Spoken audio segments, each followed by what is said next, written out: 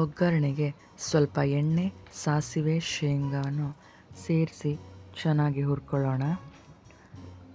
ನಂತರ ಬೆಳ್ಳುಳ್ಳಿನ ಜಜ್ಜಿ ಬೆಳ್ಳುಳ್ಳಿನೂ ನೀವು ಒಗ್ಗರಣೆಗೆ ಸೇರಿಸಿ ಚೆನ್ನಾಗಿ ಹುರ್ಕೊಳ್ಳಿ. ಬೆಳ್ಳುಳ್ಳಿ ಹಾಕಿದ ನಂತರ ಕತ್ತರಿಸಿದ ಈರುಳ್ಳಿ ಹಾಗೂ ಕರ್ಬೇವಿನ ಸೊಪ್ಪನ್ನು ಸೇರಿಸಿ ಗೋಲ್ಡನ್ ಬ್ರೌನ್ ಬರೋ ತನಕ ಚೆನ್ನಾಗಿ ಹುರ್ಕೊಳ್ಳಿ.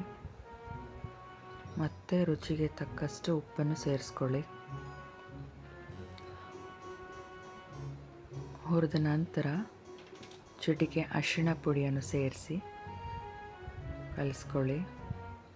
ನೀವು ಬೇಕಾದರೆ ಟೊಮೆಟೊ ಕೂಡ ಇಲ್ಲಿ ಆ್ಯಡ್ ಮಾಡ್ಕೋಬೋದು. ಖಾರಕ್ಕೆ ಹಸಿಮೆಣಸು ಪೇಸ್ಟನ್ನ ಸೇರಿಸ್ಕೊಳ್ಳಿ. ಒಗ್ಗರಣೆ ಆದ ಕೂಡಲೇ ನೀವು ಇನ್ನೊಂದು ಪಾತ್ರೆಯಲ್ಲಿ ನೀರನ್ನು ಕಾಯಲಿಕ್ಕೆ ಇಟ್ಕೊಳ್ಳಿ. ಅದು ಕಾದ ನಂತರ ಫ್ರೆಶ್ ಆಗಿರೋ ಮಂಡಕ್ಕಿನ ಅದರಲ್ಲಿ ಹಾಕಿ ಒಂದ್ಸಲ ಕ್ಲೀನಾಗಿ ತೊಳೆದುಕೊಳ್ಳಿ. ಮಂಡಕ್ಕಿನ ನೀರಿಲ್ಲದೆ ಇರೋ ಹಾಗೆ ಚೆನ್ನಾಗಿ ಹಿಂಡ್ಕೊಂಡು ಒಗ್ಗರಣೆ ಮಾಡಿದ್ದೀರಲ್ಲ ಆ ಒಗ್ಗರಣೆಗೆ ಸೇರಿಸ್ಕೊಳ್ಳಿ. ನಿಮ್ಗೆ ಎಷ್ಟು ಮಂಡಕ್ಕಿ ಬೇಕೋ ಅಷ್ಟು ಮಂಡಕ್ಕಿನ ಸೇರಿಸ್ಕೊಳ್ಳಿ.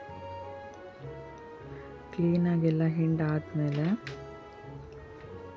ನಿಮಗೆ ಹುಳಿಗೆ ನಿಂಬೆಹಣ್ಣಿನ ರಸನ ಸೇರಿಸ್ಕೊಳ್ಳಿ.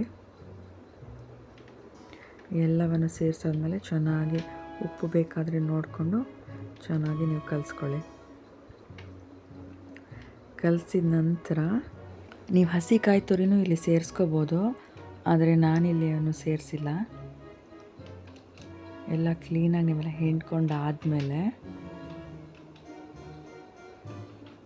ಮೇಯ್ನಾಗಿ ಏನು ಹಾಕಬೇಕು ಇಂಗ್ರೀಡಿಯೆಂಟ್ ಅಂದರೆ ಪುಟಾಣಿ ಪುಡಿ. ಪುಟಾಣಿ ಪುಡಿ ಹಾಕಿದ್ರೆ ನಿಮಗೆ ರುಚಿ ಹೆಚ್ಚಾಗೋದು. ಅದ್ರ ಜೊತೆಗೆ ಕಲ್ ಸಕ್ಕರೆ ಪುಡಿ ಅಥವಾ ಸಕ್ಕರೆ ಪುಡಿ ಬೇಕಾದರೆ ಸೇರಿಸ್ಕೋಬೋದು.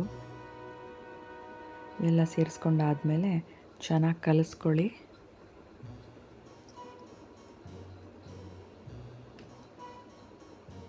ನಾನಿನ್ನೂ ಆಗೋ ಮುಂಚೆನೇ ನನ್ನ ಮಗನಿಗೆ ಟೇಸ್ಟ್ ನೋಡೋಕೆ ಕೊಟ್ಟಿದ್ದೇನೆ.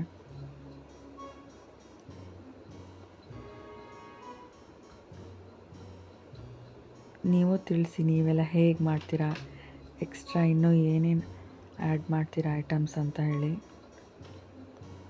ಈಗ ಆಲ್ಮೋಸ್ಟ್ ರೆಡಿಯಾಗಿದೆ, ತಿನ್ನೋದೊಂದೇ ಬಾಕಿ.